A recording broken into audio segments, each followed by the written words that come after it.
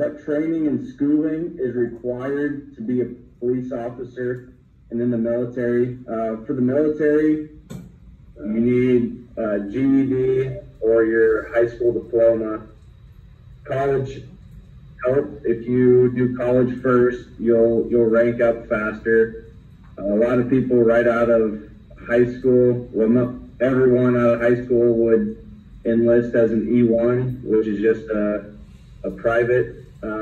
Since I had college credits, I was able to enlist as an E3, which is a private first class. So the difference is in rank, and I'll rank up faster than my peers, and money too. You make more as an E3. The Army or military will train you and send you to schools that they want you to go to, and they've got great programs for college tuition. So when I was gone this winter from the end of December to about the middle to end of May, I was gone at basic training in AIT. It was 21 weeks long. That's where, they train you how they want you to be trained. And then I went through military police school, which I thought military police school was fun. You definitely learn a lot. It's kind of like a school environment, but it's a lot different in the same ways too. What age can you become a police officer or in the military? So in the military, you only have to be 18, and that's how it is on the civilian side too. Most civilian police departments will only hire you after you turn 21 though. In the military, you actually join at the age of 17 with parental consent, and they have to sign a waiver for you to do basic training. I know a lot of high schoolers, they'll go to basic before their senior year and then to AIT after their senior year. Can you get charged if you were with people who are doing illegal things, even if you weren't doing them? Yes. So, I mean, if you're around anyone who's doing drugs or drinking, and under the influence, or even if you're not doing them and you're with them, it doesn't matter, because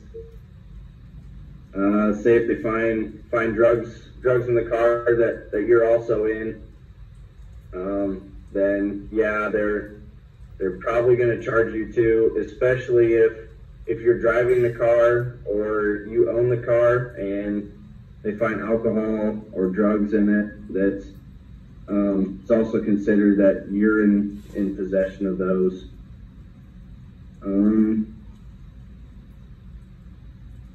What age do you begin to be charged for adult crimes? Usually 18, but it depends on the crime. If it's a serious enough crime, you can be tried and charged as an adult at the age of 16 or 17.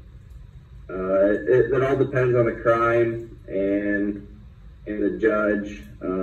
Usually the judge is who's trying you, so they decide on how you get charged. What would I have done if I wouldn't be a military police officer? If I wouldn't be a military police officer now, I'd still be applying to be a police officer on the civilian side like I'm doing now. I've always wanted to serve my country, and so I figured that'd be a great way to get in the door to police department, was to join the military and be a certified MP. Does your line of work cause tension in your home life? Explain. I wouldn't necessarily say tension, but there's some things where being in the military has affected my home life. Like probably the biggest thing is being gone away from my family and my livestock, and so I think that's the biggest thing there. Does your family support your decision to be in the military? Yeah, I definitely say my family supports my decision. Have they always thought it was the best decision for me or their first decision? No, but ultimately it's what I wanted to do, so yeah, they support it. What do you like most about your job?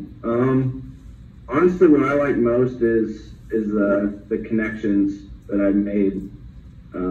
Now that I'm in the military, I know people who are honestly all around the world. And the people you make and the people you meet and the connections you make, I don't think there's any other line of work that comes close to those connections. Probably the least thing I like is being gone from home for an extended period of time. Do you really have to wake up around 4 in the morning to do training? Yeah, every day at basic and AIT, we woke up at 4 o'clock, 4:30. Sometimes honestly earlier, but Tayler, they're shaking their head at you.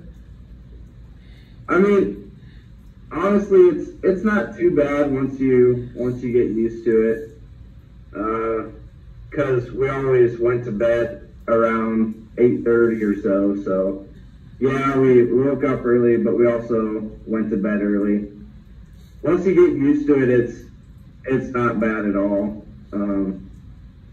I don't even think it took me too long to get used to it. So the one worst part about